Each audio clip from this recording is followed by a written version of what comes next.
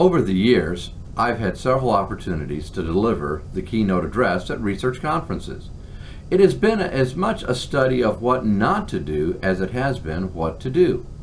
What I've learned I acquired not from personal experience, but by watching others deliver them. I have seen those who understood the purpose of the address and fulfilled it to the letter. Then there have been those public speakers who clearly did not know what they were doing, and the audience suffered. One of the worst keynote addresses I had ever witnessed was a time when the speaker spent his entire allotted time and then some providing an overview of the theoretical underpinnings of the wrong theme. He mistakenly misread the theme provided when he was asked to speak and spoke about a topic completely unrelated to the conference. It was painful to watch this man speak. Here are 3 rules that I follow, and by doing so, I think will make our brief time together more profitable. First, my role is to create an environment that engages you in the marketplace of ideas. I'm not the focus of the conference, I understand that, but just one of the people that gets to ring the bell calling you to attention.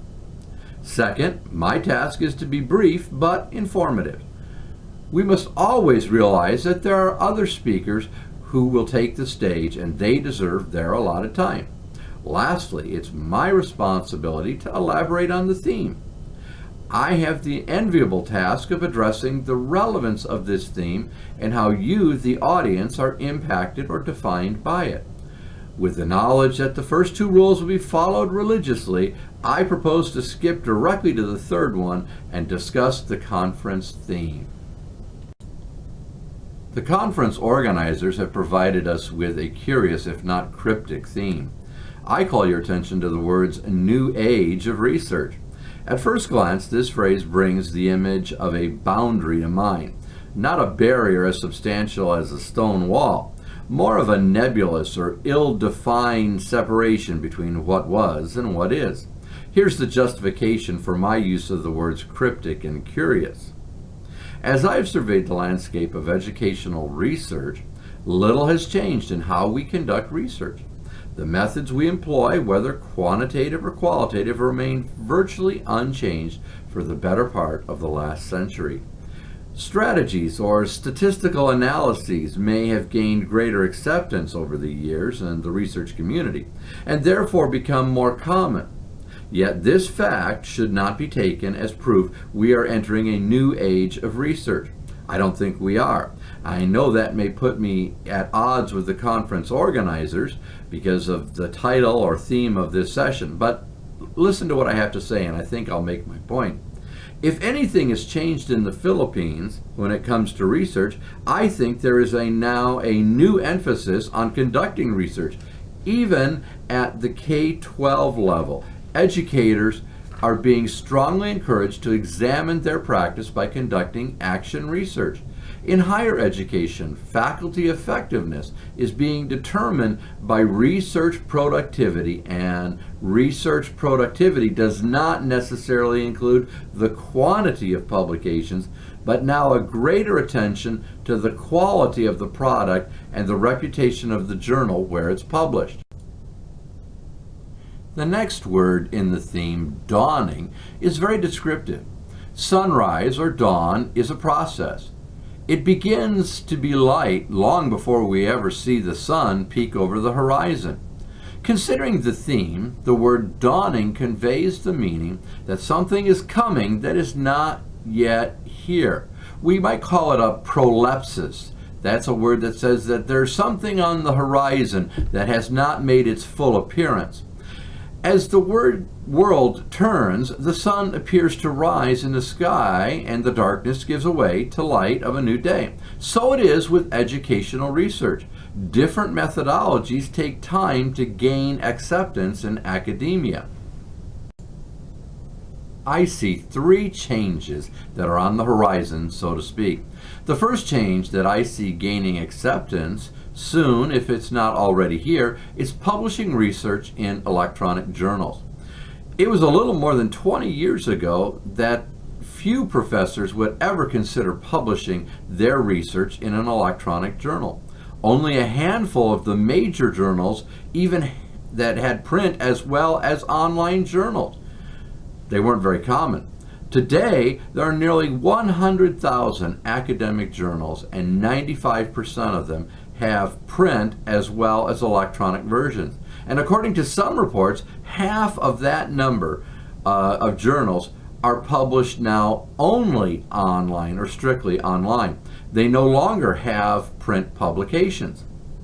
Even though there are still researchers who look down on the electronic journal and institutions who will not accept their inclusion in a promotion and tenure application, times are changing. I don't have the time to make the arguments in favor of them, but I am confident that in time they will become generally accepted as valid outlets for high quality research.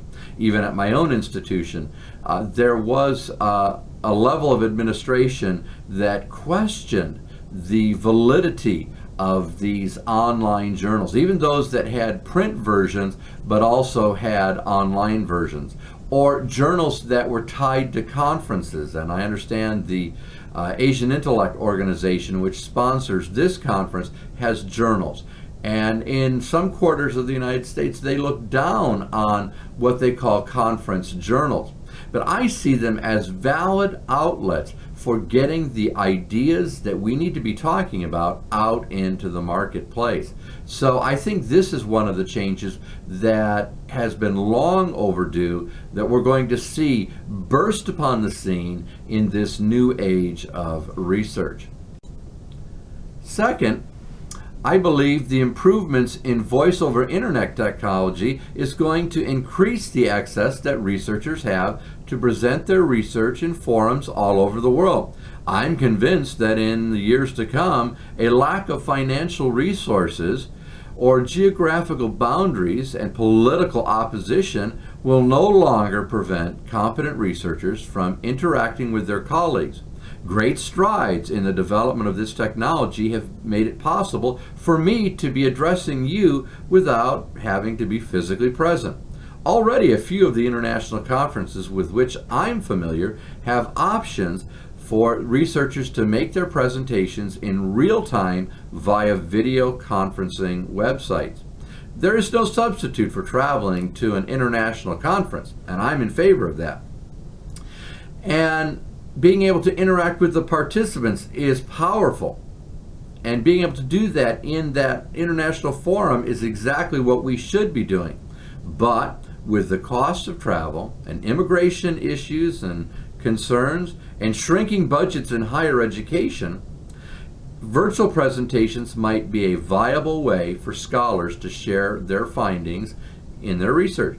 And I have been doing these video presentations when I can't be in the country. Now, I'm typically in the Philippines between a month and 3 months every year.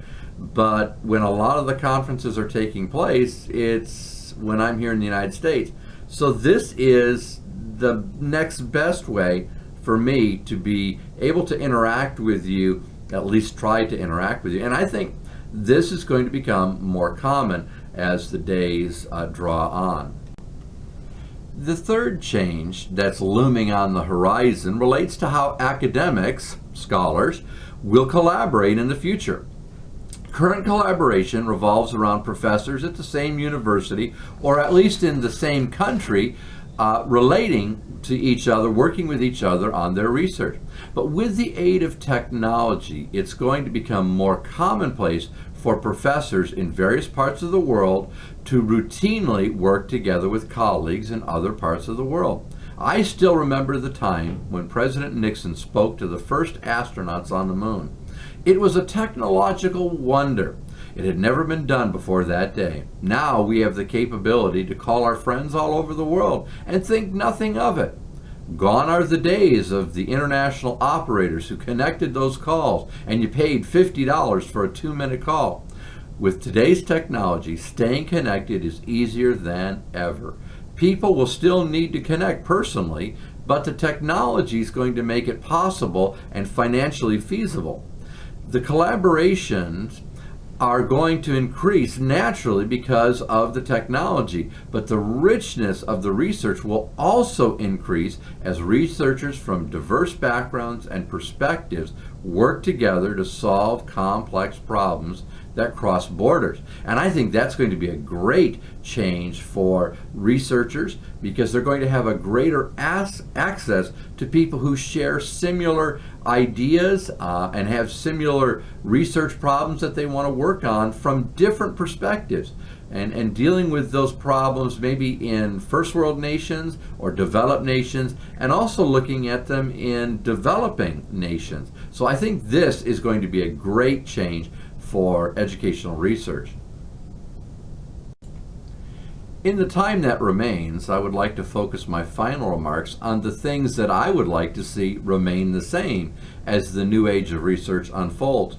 Now, it might seem impossible to balance the changes in research with the hope that certain aspects remain the same. I mean, let's face it, life is about change, and it would be foolish for an individual to think that he could stop things from changing. Some might call it wishful thinking then, but for me there are certain practices in research that I do not want to see change as we enter a new year. My first hope for the new age and new year is that scholars would conduct research that they are passionate about instead of conducting research for the sake of conducting research, or just doing research because they're told by their administration to do it. This includes those that are conducting research to obtain tenure or seeking promotion. By using the word passionate, I mean more than a casual interest. To have passion for something means that it's your central focus. You never get bored or tired of reading about the topic or learning more about it. A passionate researcher is immersed in his research, not to the point of losing his or her objectivity or perspective, but that the research is a great part of what makes up his professional persona. And I think we can make those connections to our personal life. Just think about your significant other, your wife, your husband, your boyfriend or girlfriend. If you're passionate about them, certainly what I've just said would also be true about them. You want to know more about that person and know them in a greater and deeper way. A passionate researcher then is a person who could talk for hours about his or her focus of research and never exhaust the topic. When finished, this person wonders where the time went. A truly passionate person can explain the intricacies of his research so that a novice could understand it, all the while making the novice as excited as he is about the research. Have you ever met someone like this in your travels? I have had the pleasure of listening to just such a person, and it was pure joy. We wondered where the time went when he finished, and felt like, wow, we don't even need to eat. I would rather listen to this person talk than eat a good meal. Unfortunately, though, I've had the misfortune of listening to researchers who were not passionate about their research. They were conducting research because it was what professors do. Oh, they were interested in their work. There's no doubt about that. But that is all the research was to them. Work. It was what they did to maintain their position at the university. Once the research was completed, they were on to the next project. Their main concerns seemed to be more about how this research would support their promotion portfolio than how this research would add to our knowledge and impact the target population. How do you become passionate about your research? There are several ingredients that you must have in order to become passionate. First, conduct research that is interesting to you.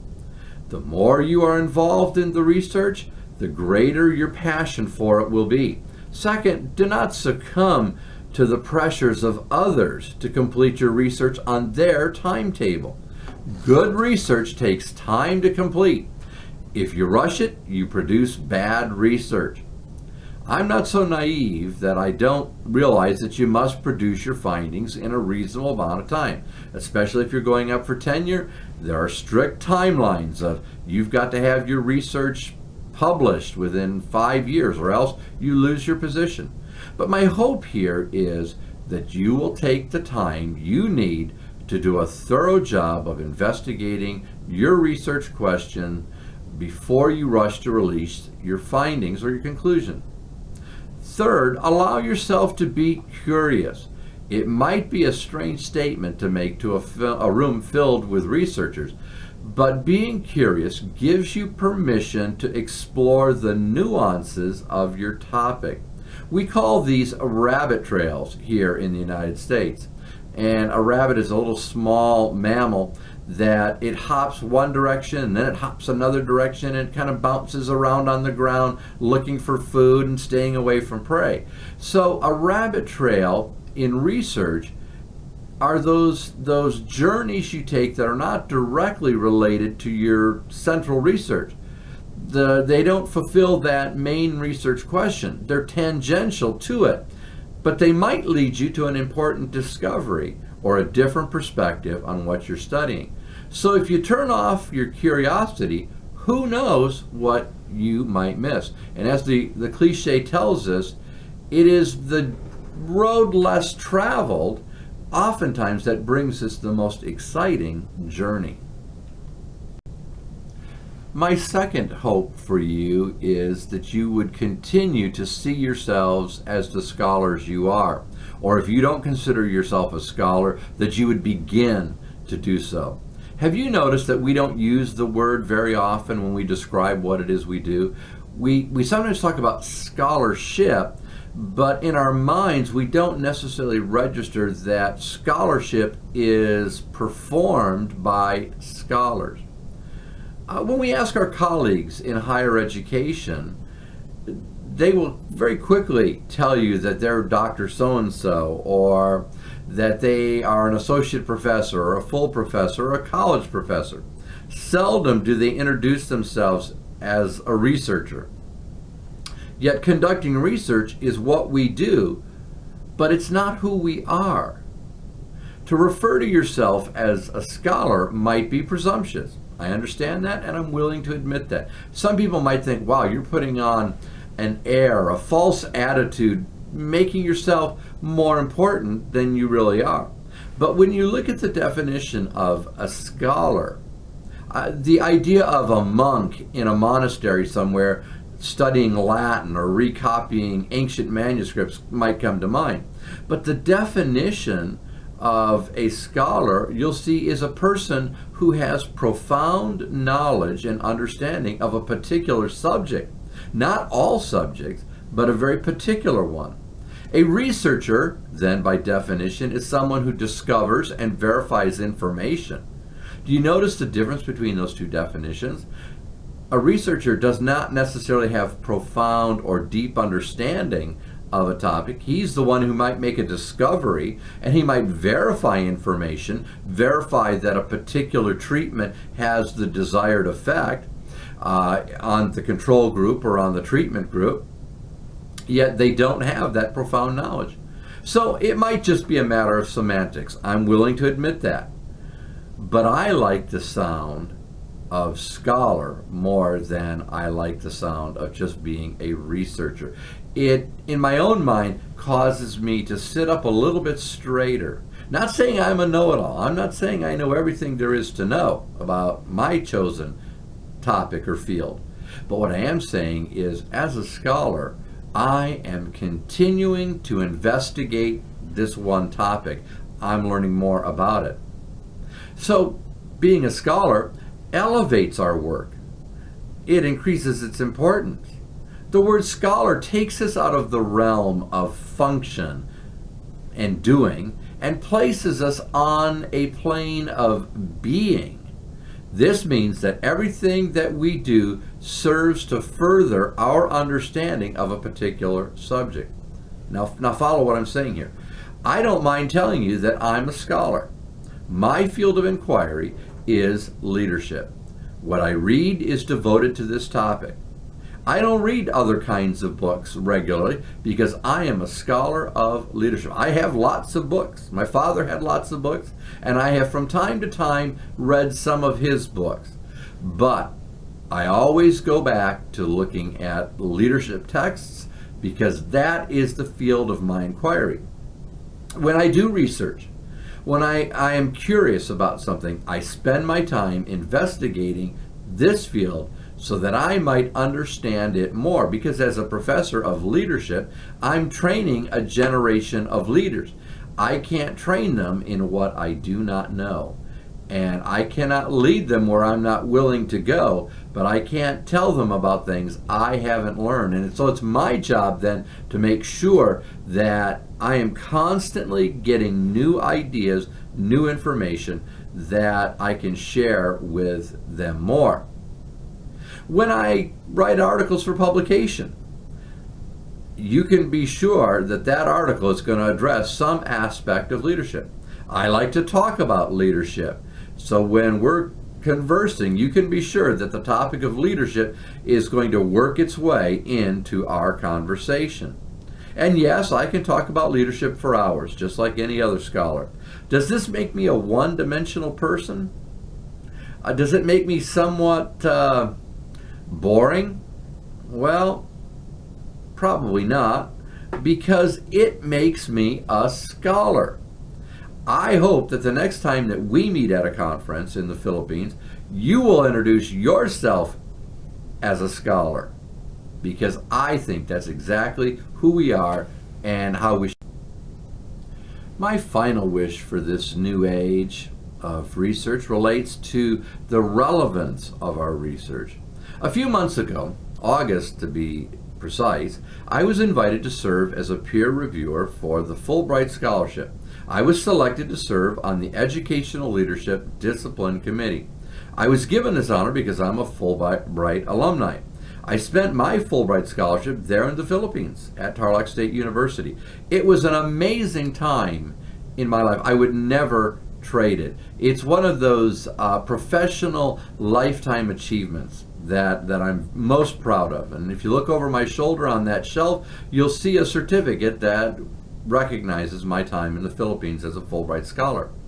As a peer reviewer, though, our task was to review the project proposals submitted by academics who were seeking a Fulbright scholarship. There were 13 proposals to read and rate. While I cannot give the specifics about the process or the topics of the research, I can tell you that I was shocked by the quality of the research. Now, these are people who are applying for a very prestigious research and teaching award. Now, the instructions that each of the researchers were provided were very clear about what the candidate was to do, the documents they were to provide, the questions that they were to answer to make sure that they had fully addressed the grant or the scholarship that they were applying for. Here's what shocked me. Half of the applicants did not follow the directions. If it was a teaching scholarship, some of them didn't even address what they were going to teach at the host location. If it was a research and teaching application, there were applicants who did not address fully the research part of the proposal. They focused on what they would be teaching. It shocked me that they just didn't take the time to read the directions and look at what they were being asked to do. Other applications lacked any relevance to the living conditions and the circumstances in the host country. They fully demonstrated that the applicant did not even have a minimal understanding of life in that country to which he or she was seeking a scholarship. My question was, as I read these, how could they conduct a research study in a country for which they had little understanding? Now, before I went to the Philippines and before I applied for a Fulbright scholarship in the Philippines, I had traveled there every year for 5 years. And I spent between 1 and 3 months working with the local K-12 schools and the universities, getting better acquainted with the culture and the people of the Philippines. And of course, I've fallen in love with that culture and the country and the food and the climate, which is very similar to Alabama, where I live now. So that when I wrote my application for the Fulbright scholarship, I could address things that were going on, because at the time I went, the new K-12 initiative was just about to be released in the schools. It had been passed and they were making the implementation of the K-12 initiative. So I addressed that in my proposal. And I think that was the reason mine was selected, because the people who rated it in the Philippines understood that I knew what was going on in the Philippines and that I had realistic expectations for my research. So what happens when people didn't have an understanding of the life in that country, the research that they were proposing really lacked meaning, significance. Now, I'm not saying that it wasn't important, and I'm sure that the research was important to the people who wanted to conduct it. But was the research important to the people that would participate in it or who would be impacted by it? So my wish is for you that you would conduct research that needs to be conducted, and that it's relevant, that you can justify the research you want to do. Research that solves problems, or research that helps improve the lives of students or other people in the community in which they live, is the kind of research I want you to do. I hope that you'll conduct relevant research that expands our knowledge. I cannot tell you what will make your research relevant or important or even meaningful. You will have to decide that for yourself. I just want you to remember those words as you conduct your research and allow them to guide you as you live the life of a scholar. As it is with most topics, there's always more to say than there is time in which to say it, and this brings me to the end of my thoughts on the theme, New Age in Research Dawning in 2018. This is an exciting time of change for those of us who conduct research. There are many more venues where we can present our work. There are many more journals in which we can publish our findings. Lastly, there are now more opportunities to speak in a wider audience by going global. In the past, only those scholars at Ivy League institutions like Harvard and Yale and the Ivy League institutions in other countries had the resources to travel to international conferences and to speak to the world about their research. Today, technology has made it possible for all of us to be on that international stage and share our ideas with a multinational audience. We are just at the dawn of a new day in research. No telling where we will be at the end of this new day in research. For all of the changes that are coming, I also wanted to share the traditions that I hope will remain the same. I hope you will remain passionate about what you're doing. If you cannot find the passion for the topic, then find another topic. Find a topic or a line of research that you can fall in love with and do it. Our careers are too short not to be in love with what we do and excited about telling others about it. Next, I hope that you will rise to the level of a scholar if you're not feeling that you're a scholar now. Our work is not about doing a little empirical study or even a large empirical study, writing up the results and publishing them in a journal so that we can say, I have 30 publications on my Vita. How many do you have on yours? Our work should be about knowing a topic so intimately, so deeply, that there is not much that we do not already know, but, now here's the difference, listen to me here, but we are still willing to keep looking for something new to learn about that topic. Now, if you pursue that life, you will be the most interesting person in whatever room you walk into. Finally, seek significance in your research. Look for ways to make your work meaningful to your discipline, to your institution, to the communities where you live and work. Don't conduct research for the sake of conducting research or to obtain tenure and even promotion. Those things are important, but relevant research will contribute to the betterment of mankind. And in the final analysis, that's why we do what we do. If you'd like to contact me, you can reach me in care of Troy University. My name again is Dr. Rodney Davis, and I'm an associate professor in the Leadership Development and Professional Studies Department here in the College of Education at Troy University. My email address is right here on the screen. That's davisr@troy.edu. Again, davisr@troy.edu. I'm planning to be back in the Philippines in late April, early May of 2018, so hopefully I'll see you at a conference there. And until then, thank you for your kind attention. Maligayang Pasko, dear colleagues.